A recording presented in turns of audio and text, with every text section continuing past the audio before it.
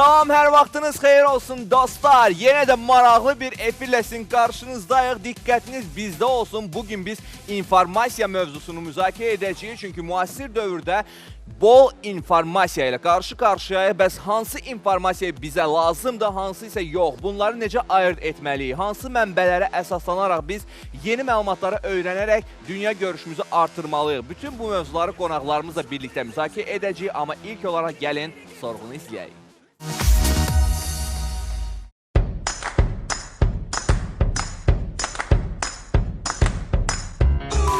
İnternetdən və sosial şəbəkələrdən, qəzetlərdən, başqa yollarla da almaq olar. Məsələn, insanlarla danışırsan münasibət vaxtı, hələ də olar yəni. Ən çox sosial şəbəkələrdən alırıq, televiziyalardan da alırıq.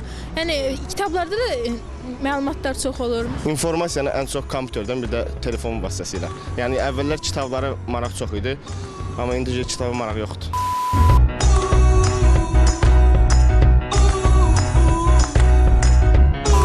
İnformasiyanı ən çox Facebookdan, sosial şəbəkələrdən, hərdən bir də televiziya kanallarından, xəbərlər verilişindən. İnternetdə dəqiq məlumat verdiklərinə görə, ona görə internet yaxşıdır, sərfəlidir. Xəbərlərdən, Facebook səhifəsindən. Ən çox belə deyim, xəbər saytlardan, xəbərlərə baxanda və istifadə etdiyim bəzi saytlardan alıram informasiyanı. Televiziyadan daima xəbərlərə baxıram, bəzən qəzetlərdən.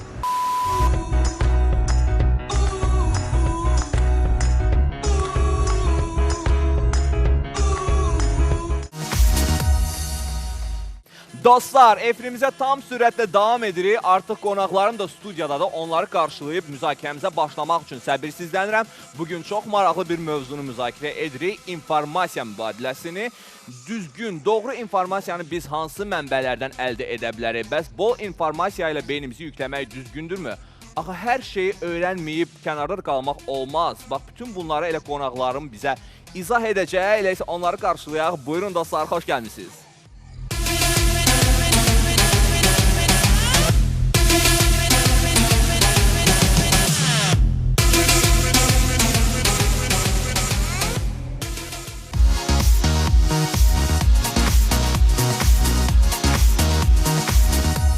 Xoş gördük hər birinizi studiyamızda. Necəsiz? Əhval-ruhiyyə necədir? Yaxşısınız. Bugünkü mövzumuz həqiqətən də maraqlı mövzudur və aktual bir mövzudur. İnformasiya mübadiləsini müzakirə edəcəyik. Hansı mənbələrdən biz doğru informasiya qəbul edə bilərik? Ümumiyyətlə, kimlərə güvənməliyik və bol informasiya var yəni müasir dövrdə. Hansı qəbul olmalıdır, hansı isə yaddan çıxarılmalıdır? Gəlin elə bu mövzunu başlayaq müzakirəmizə. Bilirsiniz, hansı informasiya bizə faydalıdır, hansı informasiya bizə faydalı deyil. Bu, ümumiyyətlə, həyatda hər şey nisbidir, bu da kifayət qədər nisbi bir anlayışdır. Biz bugün hesab edə bilərik ki, hansısa informasiya bizə faydalı deyil və bizə lazım deyil və onu qulaq ardına vura bilərik. Amma hansısa bir an gələ bilər ki, həmin o informasiya bizə lazım ola bilər. Məsələn, kim təyyarədə çox uçursa, o yəqin ki, daha yaxşı xatırlayar. Məsələn, təyyarə qalxmamışdan əvvəl stüardesalar qoruyucu jiletdən necə istifadə etmək lazımdır, keçid hardadır, çıxış hardadır və s. onu göstərirlər. %80 sərnişinlər fikir vermirlər, öz işləri ilə məşğul olurlar, ya telefonda qurdalanırlar, ya yerlərini rahatlayır, düzdür. Amma nəsə bir hadisə olanda o bilgilər onlara lazım olur. Amma onlar 1 saat öncə, 2 saat öncə hesab eləmişlər ki, o bilgilər onlara lazım deyil. Məsələn, bu da bir misaldır. İnsan necə ayırt etməlidir ki, yəni o informasiya ona lazımdır, yoxsa yox? Buyurun. Ancaq mən düşünürəm ki, düzdür, hər şey nisbidir və bir çox məlumatlar bizə lazım ola bilər zamanı gələndə, amma biz məlumat bolluğu ilə öz hafizəmizi yüklürük. Mənə elə gəlir ki, bu zamanda artıq bizə lazım olan məlumatlar yaddaşımızda qalmır. Yəni, biz lazımsız məlumatlarla yüklənirik. Ona görə mən düşünürəm ki, biz beynimizdə ayırt etməliyik, filtr eləməliyik məlumatları, hansı bizə lazımdırsa, xüsusən onlara diqqət eləməliyik. Doğru, sən tələbəsən hazırda və kifayət qədər bol informasiya qəbul edirsən bu gənc yaşında. Sən necə müəyyənləşdirirsən ki, hansı informasiyanın sənə lazımdır və gələcəkdə istifadə edə biləcəksən, onu qəbul edirsən, amma hansı gərəksizdir? Deyim ki, mən də razılaşardım, ümumiyyətcə bir nisbi anlayışdır. Təbii ki, sizə nə lazımdır, nə lazım deyil. Amma hazırki dövrdə biraz doğrudan çətindir, çünki həqiqi mənada bir növ informasiya bombardmanı var. Və mən özüm bunu daha çox Twitterdən istifadə etməyə başladım. Orada bir aktiv sosial media istifadəçisiyəm. Orada davamlı olaraq sizə hər bir zaman informasiya daxil olur və orada artıq məcbur olaraq seçməlisiniz və çünki o qədərini qəbul etmək mümkünsüzdür. Və eyni zamanda həm də önəmli olan bu informasiya mənbəyinə fikir verməkdir və hər bir informasiya mənbəyi olduğunu iddia edən bir mənbədən məlumatı götürməyəcəksiniz. Mən özüm orada daha çox seçirəm, hansı ki etibarlı saydığım daha çox da qərb mətbəələrinin, mətbuat nümayəndələrindən və yaxud da ki, həmçinin akademik gəldikdə müəyyən bir informasiya bazaları var. Onlardan götürüb məlumatlarımı seçib götürürəm. Məsələn, sənin imkanların var və çalışırsan ki, qərb mediasına və s. yönələsən və oradan informasiyanı qəbul edəsən. Amma bir çoxları var ki, gənclərimizin, yəni onların buna imkan çatmır. Yəni bəlkə dil bilikləri imkan vermir ki, bu informasiyanı oradan qəbul etsinlər və onlara nə təqdim olunursa hazırda bizim media tərəfindən və onu qəbul etmə məcburiyyətindədirlər. Bax, bu zaman bol informasiya yaranır və beyin yüklənir. İnsan bilmir ki, bəlkə də bunun bir sıra fəsadları da ola bilər. Bu cür hiperinformasiyanın psixoloji olaraq insana necə təsir olur? Missiyamızı doğru təyin eləsək və ona uyğun motivasiya təyin eləsək və maraqlarımız buna uyğun formalaşarsa, məncə əlavə informasiya mübadiləsi olmayacaq və ünsiyyət daha çox vacibdir. Yəni, ünsiyyət olan yerdə artıq bir var ki, sən bir fikir bildirirsən, bir də var ki, digərlərin fikrini eşidirsən və artıq sənin istər-istəməz sən artıq düşüncələrin formalaşmağa başlayır və bu da xidmət edir missiyaya, missiyadan isə gəlir çıxır marağa. Maraq isə kontrollerdir. Nəyi istəyirəm, nəyi istəmirəm. Bəli, buna psixoloji həm də həkim kimi bir yanaşma etdiniz. Təşəkkür edirəm buna görə Rəvan sizə. Mən isə istəyərdim ki, elə sizinlə söhbətini davam etdirim Elgün. Çünki biz informasiyanı hardan əldə edirik? Müxtəlif mənbələrdən və siz də həmin mənbələrdən birinin əsasını qoyan bir şəxs kimi istəyərdim ki, sizin fikirlərinizi öyrənim. Çünki insanların əksəriyyəti bir məlumatı öyrənmək üçün tez Google-da bir şey yazır və Wikipediyadan axtarış edir. Siz də Azərbaycanda Wikipediyanın əsasını qoyanlardansınız. Əsasını qoyan yox, sadəcə Wikipediyaçılardan biri. Birisiz və burada çalışırsınız, məlumatları yerləşdirirsiniz ora. Nə dərəcədə düzgündür Wikipediyada olan məlumatlar? Yəni onlara güvənmək olarmı? Wikipediyanın əslində özünün belə deyək, qaydaları var. Yəni o qaydalar çərçivəsində məqalələr oraya yerləşdirilmiş olsa, onlar etibarlı sayıla bilər. Çünki hər bir məlumatın istinadı olmalıdır. Yerləşdirdiyiniz hər bir fikir şəxsi tədqiqat məhsulu yox, məhz hansısa bir elmi araşdırmanın və yaxud hər hansısa bir qəbul olunmuş bir faktın konstatasiyası olmalıdır. Yoxsa yəni fərdi yanaşma olsa, belə çıxacaq ki, siz girib öz fikrinizi yazırsınız, başqaları da sizin fikrinizi oxuyub onun əsasında nəticə çıxartmalıdır. Elə olmalı deyil. Əgər qaydalar çərçivəsində yazılıbsa məqalənin aşağı hissəsində adətən olur, istinadlar varsa və o istinadlarda sizin axtardığınız fikir təsdiqini tapıbsa, məqalə sadəcə güzgüdür. Həmin o mənbələrin güzgüsüdür. Wikipedia, belə deyək, özü bir mənbə deyil, mənbələrin güzgüsüdür. Müxtəlif mənbələrə əsaslanaraq orada əks olunur. Bəli, orada əks olunur.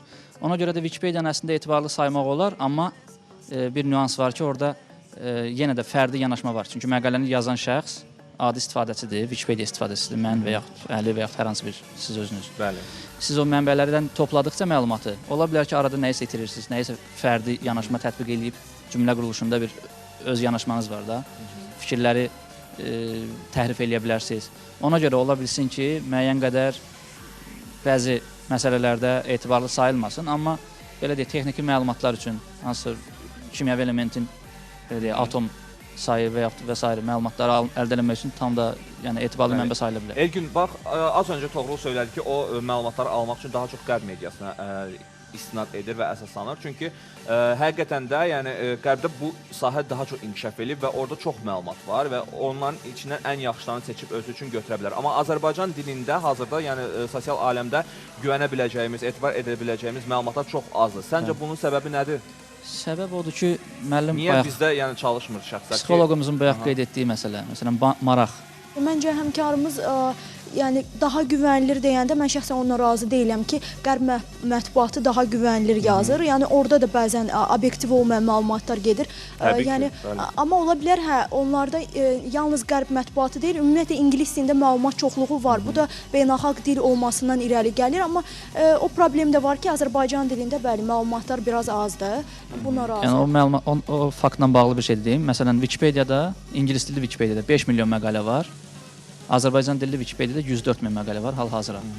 Gəlin təkcə yəni xəbərlər və s. digər məlumatlar deyil. Ümumiyyətlə insan öz dünya görüşünü artırması üçün məsələn söylədiyinizdə müxtəlif səpkidə mövzular var ki, o mövzuları araşdırmaqla, öyrənməklə insan öz dünya görüşünü artıra bilər, dünya haqqında müəyyən məlumatlar öyrənə bilər. Baxın, bu məlumatları öyrənmək üçün hansı yəni vasitələri bizə məsləhət görə bilərsiniz? Məsələn, gənclər bizi izləyir hazırda və onlar maraqlı məlumatlar öyrənmək istəyirlər, bilmədikləri bir şeyləri. Siz də yəni araşdırmacı insanlar kimi, gənclərin arasında olan şəxslər kimi hansı qaynaqları, mənbələri məsləhət görə bilərsiniz? Məsələn, Toğrul, sənin ideyaların ola bilər bu istiqamətdə? Mənim üçün sevdiyim mənbələrdən biri də bir növ sənədli filmlərdir. Və özümün müəyyən bir kanallar var və onlardan etibarlı sayıram və onlardan davamlı olaraq bu cür mənim özümə daha çox siyasi mövzular və ya da ki, beynəlxalq münasibətlərlə əlaqədar mövzular maraqlı olduğundan oradan götürüb sənədli filmlərə də baxıram. Bəs ümumiyyətlə, bilsiz nəyə görə bu sual verdim? Çünki, məsələn, bir insan bilmədiyi şeyi necə axtarıb tapa bilər ki? Yəni, bu insan bilmir də, nə yazsın Wikipediyada, məsələn, bir məlumat öyrənmək istəyir? Maraqdan asılıdır, görürsün? Aha, maraqdan asılıdır. Motivasiya, maraqdan. Bəli. Məsələn, bir sahəyə maraq göstərir. Tutaq ki, psixoloji yəni, sahəyə maraq göstərir bir insan. Nə yazıb araşdırmalıdır? Yəni, hansı sözlərdən istifadə etməlidir ki, hashtag deyək də, belə bir şey. O insan həmin məlumatları əldə edə bilsin. Mən sizə bir şey deyim. Baxın, keçmiş, uzaq keçmişdimi demək olar, yoxsa yaxın keçmişmi, amma bu texnologiya yaranmamışdan əvvəl. Sadəcə zamanları müqayisə etsək, görə bilərik ki, bizim indi qazandıqlarımız keçmişin məhsuludur. Niyə? Çünki keçmişdə fərdi düşüncə var idi. Keçmişdə real debatlar var idi.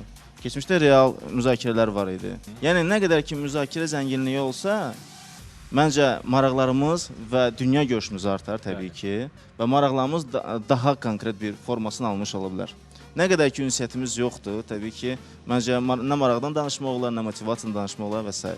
Yəni, dünya görüşü olmaq və informasiya olmaq üçün bol ünsiyyət lazımdır deyirsiniz. Əlbəttə. Amma kiminlə ünsiyyətdə olmaq? Bax, bu məqam əslində çox diqqət çəkən məqamdır. Çünki biz kimdənsə nəyisə öyrənmək üçün ünsiyyətdə olmalıyıq. Yəni, boş oturub nədən gəldi söhbət də eləmək olar. Bu, insan heç və dünya görüşünün artmasına imkan verməyəcək. İndi elə dövrdür ki, artıq hər şeyi Google-da axtarıb tapmaq olur. Kimdənsə nəyisə soruşmağa ehtiyac da yoxdur. Əvvəllər, məsələn, forumlarda yazırdılar, filan şey necə eləyim və yaxud Facebookda hərdən yazırlar ki, məsələn, Excel-də filan işi necə görürsünüz və yaxud filan şeyi necə tapım, hardan tapım.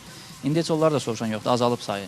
Hamı elə Google-da istədiyi sualları Google-da yazsa tapacaq cavab. Ünsiyyətlə bağlı bərabər həm də mütaliə çox vacib bir şeydir. Çünki o kiminlə ünsiyyətdə olmaq məsələsi də əslində çox vacib bir məsələdir. Məsələn, mən praktik qısa bir məsələni deyim. Tutam ki, bir nəfər digər bir adamla ünsiyyətdədir. Yaşca ondan daha böyükdür və bu yaşca kiçik hesab edir ki, onun dünya görüşü, onun dünyaya baxışı, baxış açısı ondan daha zəngin, mən ondan nəsə öyrənim. Amma baxaq görək bu ona fayda götürəcəkmi?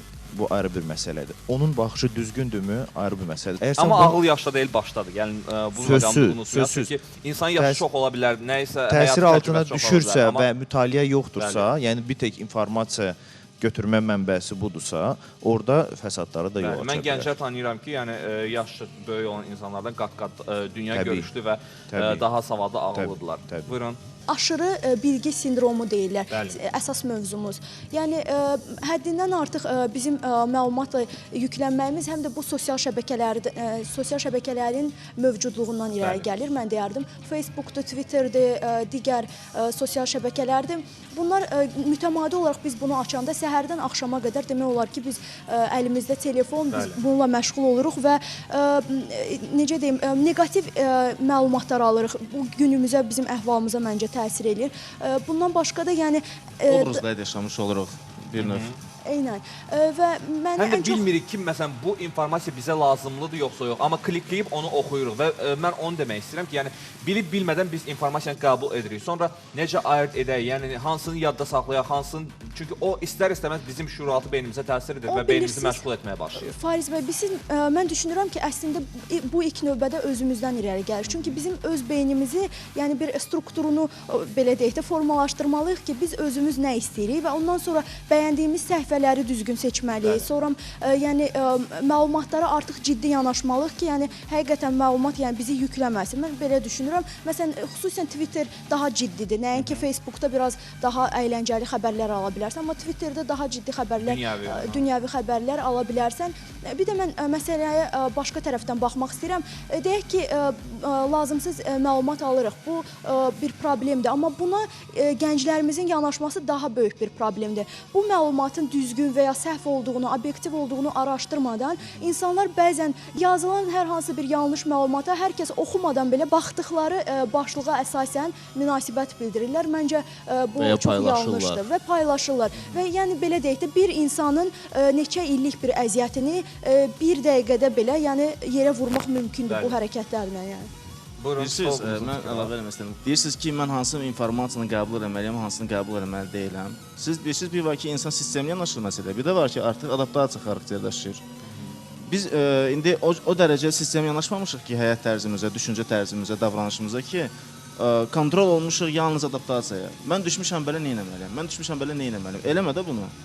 Elə düşün ki, elə sistemi qur ki, biləsən ki, hara gedəcəksən və orada hansı informasiyanı qəbul edəcəksən. Və bunu da eləmək üçün birinci addımlardan biri də segmentləri ayırmaqdır.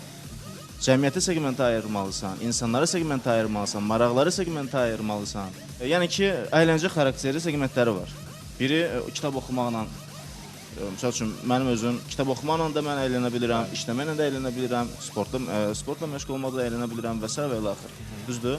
Yəni segmentlər var. Və yalnız biz segmentləri ayırandan sonra başa düşəcəyik ki, artıq bizə nə maraqlıdır. Və bu sistemi yanaşmalıdır. Və sən artıq bu sahəyə gedəndə, mən istəyirəm ki, bugün şahmat oynamaqla dincəlim. Ora getdiyin anda sırf şahmatdan söhbət gedəcək və sənə maraqsız olan bir şey olmayacaq. Yəni əlavə yük olmayacaq artıq. Bu sistemi yanaşma tərzi. Bax, tək sosial şəbəkələrdən və internetdən də insan məlumat öyrənməməlidir. Yəni, dünya görüşünün artması üçün təbii ki, qəzetlər, jurnallar, kitablar və s. müxtəlif növ mənbələr var ki, yəni onları oxumaq halda biz özümüzü inkişaf etdirə bilərik. Doğru, sən tələbəsən, yenə də sənə qayıtmaq istəyirəm. Tələbələr arasında ən çox hansı vasitələrdən istifadə olunur, məsələn, ətrafında görürsən? Yəni, onlar sosial şəbəkədən məlumatı öyrənməyə üstünlük verirlər, yoxsa digər mənbələrdən? Ümumiyyətcə, biraz baxanda biraz xaricdən ki, müxtəlif ölkələrdə də Azərbaycanda bir-birindən fərqlənir. Məncə Azərbaycanda ki, biraz mən görən mütaliə azdır, kifayət qədər azdır. Yəni mütaliə sadəcə olaraq informasiyanı qazanmaq üçün kimi baxmaq lazım deyil. Yəni mütaliə edərkən bunun önəmi olan odur ki, sizin zamanınız olur əldə olan məlumatı həzm etməyə və orada analiz etməyə bacarırsınız. Ancaq məsəl üçün kiçik bir məqaləni oxuyanda bu qədər mümkün olmur. Və hal-hazırda məsələn internetdə olan trend odur ki, əvvəllər məqalələr paylaşılırdı. Artıq çoxunuzda məsələn görmüsünüz, kiçik 2 dəqiqəlik bir hansı bir infoqrafları olan bir məlumat paylaşılır. Və daha da kiçilə gedir. Çünki insanların hansısa bir şeydə konsentrasiya olunmağa çox belə həvəsləri də yoxdur. Tələbələrin də özündə də ki, əksəriyyətində də böyük bir hissəsi sosial media istifadə edir. Amma yəni sosial mediada da müəyyən bir lazımlı resurslar əldə etmək olar. Ancaq orada da təbii ki, seçməyi bacarmaq lazımdır. Bəli, siz özünüz məsələn hansı sahələrlə daha çox maraqlanırsınız? Maraqlıdır mənə. Bir professional məşğul olduğum sahə var, ictimaiyyətlə əlaqələr və bununla bağlı olan məsələlər. Bir də artıq o da professionallığa keçmiş hobbi var. Yəni keçmiş hobbi indi artıq ikinci faktiki işim yaxın şərq məsələsi. Mən hər zaman çalışıram ki, məsələn, əgər bir mövzuda yazıramsa 10-15 mənbəni araşdırım. Hardan araşdırırsınız? İnternetdən yoxsa kitablardan? Məsələn, həm ondan, həm bundan. Məsələn, bizdə indi Azərbaycanda, məsələn, əgər mən maraqlansam Osmanlı imperiyası ilə, Azərbaycan dilində bu haqda məlumat demək olar ki, yoxdur. Rus dilində olan məlumatın, mən rus dili mənim üçün asandır o mənbələrdən işləyəm, rus dilində məlumatın böyük hissəsi təhrib olunub. Yəni, Rusiya nöqteyi nəzəridən yazılıb. Məcbur oluruq ya türkçə çıxan bəzi məlumatlardan istifadə edirik. Niyə görə yenə də deyirəm bəzi? Çünki orada da kifayət qədər bilirsiniz, müəlliflər yazır, patriotik hisslər onları büyür, bir tərəfli yanaşır və qərb müəllifləri, onlar da yenə də təhrib olunur. Məcbursan ki, bütün bu həm ingilis dilində, həm fransız dilində, həm rus dilində, həm türk dilində olan bütün bu təhrib olmuş və olunmamış məlumatları araşdırasan, oxuyasan, analiz edəsən və ondan sonra mümkündürsə, əgər indi çox zaman mümkün olur, həm də arxiv məlumatları ilə də işləyəsən. Çünki bir çox xarici arxivlər artıq atsifrovka olunub və internetdə var. Düzdür, bəzən pul ödəyəsi oluram ona görə ki, ora dostluq olum, amma yenə də mümkündür. Yalnız bundan sonra artıq mənim belə deyək vicdanıma və ya professionallığıma qalır. Hazırladığınız məqalələr Azərbaycan dilində olur? Xeyr, rus dilində. Rus dilində olur. Azərbaycan dilində demək olar ki, çox kiçik auditoriya olduğundan. Yenə də bu məqama biz onları rus gəldik ki, dilində yəni bizim dilimizdə nəyə görə məqalələr, məlumatlar, yəni sosial şəbəkələrdə, ümumiyyətlə internetdə yerləşdirilir? Elgün bəy heç də o tərəfə baxmayın. Mən sizə baxıram. Bilirsiniz, mən Niyə yoxdur? Nəyə görə bax belədir? Gəlin artıq 21-ci əsrdir, 2016-cı ildir. Oxumağa maraqdan əlavə yazmağa da maraq olmalıdır. Yəni oxumağa marağı olanlar necə ki azdır, yazmağa marağı olanlar da o dərəcədə azdır. Buna fərqli prizmadan yanaşmaq olar məncə. Çünki fikir versəz, ümumi müzakirənin kökündə nə dayanır? Kəmiyyət olaraq yanaşmaq, bir də var ki, keyfiyyət olaraq yanaşmaq. Və nəticə olaraq bunu deyə bilərəm ki, kənardan bir izləyici kimi deyə bilərəm ki, real bazar deyək də, real bazar kəmiyyət üzərində qurulub sadəcə olaraq. Yəni, əgər başa düşmürük ki, bu kəmiyyət dediyimiz bir şey, hansı ki, yanlış bir informasiyadır, reyting xatirinədirmi və digər səbəblərə söykənir, bilmirəm. Amma bunlar hamısı istədin, istəmədin düşüncə formalaşdırır insanlarda. Bu insanlar hansı maarifləndirmədən danışılır, hansı cəmiyyəti biz formalaşdırırıq? Bax, bu məlumatlar bizə lazımdırmı? Sizcə lazımdırmı? Lazım Burada deyil. psixoloq rəyi lazım deyil, bir vətəndaş olub, bu sizə lazımdır. Lazım deyil təbii ki. Amma belə bir məqam da var da. Biz nə qədər qaçsaq da, yəni o məlumatlar yenə də gəlib bizə çatır. Çünki məsələn biz maraqlanmırıq məsələn kimsə hansısa bir brendi geyinib və s. və o xəbəri klikləyib heç oxumuruq da. Amma nə vaxtsa kimsə bir yaxınımız, ətrafımızda olan şəxs gələcək və bizə o məlumat deyəcək ki, eşitmisən filankəs filan brendi geyinib. Amma ki, yəni ünsiyyət zamanında yəni o gəlib çıxır yenə də həmin məlumat. Gəlib çıxır. Amma nə dərəcə sənin dəyərlərinə, dəyər və prinsipləri var. Hansı ki, insan şəxsi olaraq formalaşdırır da. Sənin dəyər və yaxud da prinsiplər və nə qədər uyğun, bunun uyğun gəlməyi artıq sənin düşüncən qərar verir. Yəni bu mənim fərdi düşüncəmə aid olmayandan sonra mən nə edirəm bu informasiyanı? O zaman biz buradan belə bir sosial mesaj verə bilərik insanlara. Yəni beyinlərini boş, cəfəngiyatla dolu olan məlumatlarla yükləməsinlər. Elə məlumatlar öyrənsinlər ki, gelib dostuna danışanda o nəsə öyrənsin. Yəni ona fayda verə bilsin. Olaraq dəyər prinsipləri gətirə bilər. Hər kəs bir-birinə fayda verəcək məlumatlar öyrənsə, o zaman yəni dünya görüşü artar. Hər yaddaşı bir insandan bərabər deyil. Elə insan var ki, çox sosial aktivdir, amma çox xırda məsələ var ki, və böyük məsələ onu yadda saxlanmır. Məsələn, mən 5 yaşım olanda mən Aktau şəhərində olmuşam. Mən harada olmuşamsa o ünvan mənim yadımdadır. 14-cü mikrorayon, 5-ci bina, 139-cu mənzil. Bu məlumat mənə lazımdırmı? Yox, lazım deyil. Amma yadımdadır. Dünyanın bütün ölkələri paytaxtlarını bir yerdə bilirəm. Amma bu mənə lazımdır, bu çox nadirən lazım olur. Amma bu artıq beyindədir. Amma bu sizin keçmişinizlə bağlı bir informasiyadır. Hə. Mən çox üzr istəyirəm. Bayaqki bu mövzunu tamamlamaq istərdim. Yaxşı, etiraz yoxdur. Amma sizin bildirdiyiniz fikrə münasibət bildirmək istəyirəm ki, siz deyirsiniz bu fərdi xarakter daşıyır. Amma mən tam razı deyiləm. Çünki siz necədir? Düzdür, fərdi xarakter daşıyır, amma o həm də biz necə formalaşırıq? Yeni gənclər necə formalaşır? Uşaqlar necə formalaşır? Onların hər birinin əlində iPad var, telefon var və onlara deməli biz nə ötürürüksə informasiya, onlar da onu qəbul edirlər. Bundan da çox şey asılıdır. Yəni illərlə artıq neçə vaxtdır biz belə şou proqramlar və s. belə məlumatlar aldıqca insan artıq istər-istəməz, istəməsə belə bilir ki, bu ona lazım deyil, amma bəzən bu necə qeyri-ixtiyari sən bu məlumata baxırsan, bəli. Yəni, ona görə mənə elə gəlir formalaşma fərdi qaydada gedə bilər, amma kütləvi prosesin tərkib hissəsidir. Yəni kütləvi psixozdur da belə deyək. Yəni mən informasiya yazıramsa, mən söz danışıramsa, fərdi düşüncəmin məhsulunu sizə göstərirəm də. Mən o nöqteyi nəzərdən dedim ki, kim ki yazır, nəsə bir şey ortaya qoyursa, bu fərdi düşüncə olaraq qoyur ortaya. Amma əlavə edəm, sağ olun ki, kömək elədiniz bu fikrimin formalaşmasında. Yəni ki, onu yaradarkən biz fikirləşməliyik ki, bunu kütlə oxuyacaq. Bunu müxtəlif yaş segmentləri oxuyacaq. Bunu bizdən böyüklər oxuyub məyusluq çəkə bilərlər, fəxr edə bilərlər. Amma körpələr nə məyusluq bilirlər, nə fəxr bilirlər. Çünki bilirlər. Xəsət olaraq, davranış olaraq. Amma ölçü vahidləri yoxdur. Onlar ancaq öyrənirlər. Biz artıq müzakirəmizi yekunlaşdırmalıyıq. Çünki efir vaxtımız artıq sona çatır. Təəssüflər olsun ki, çox maraqlı bir müzakirə alındı. Təşəkkür edirəm hər birinizə gəldiyinizə görə. Ona görə də son olaraq da hər birinizdən yəni bir mesaj istəyərdim ki, ötürəsiniz bizim izləyicilərimizə, xüsusən də gənclər bizi izlədiyinə görə gənclərimizə ki, informasiya bolluğundan necə qurtulsunlar, ümumiyyətlə düzgün informasiyanı necə əldə etsinlər ki, həm beyinlərini yükləməsinlər, həm də ki, dünya görüşdə ola bilsinlər. Buyur, Tağrul. Məncə birinci onu demək istəyirəm ki, biraz sosial medianın xeyri var, amma biraz sosial mediada aktivliyi azaltmaq lazımdır. Və ondan sonra da mütaliəyə də daha çox fikir verin. Çünki siz onu nə ilə istəsəniz də onun heç bir alternativi yoxdur. Buyurun, Aysabah xanım. Mən də elə qatılıram həmkarımın fikirlərinə, həm də demək istəyirəm ki, gördüyünüz hər məlumata inanmayın. Yəni onu araşdırın sonra, yəni hər məlumata inanıb qınaq obyektinə çevirməyin insanları. Mən deyə bilərəm ki, dillər öyrənsinlər və bol-bol mütaliə eləsinlər. Çox gözəl və Elgün bəy. Mən deyərdim internetdən az istifadə etmək yox, internetdən faydalı istifadə etsinlər. Çox gözəl, təşəkkürlər, çox sağ olun.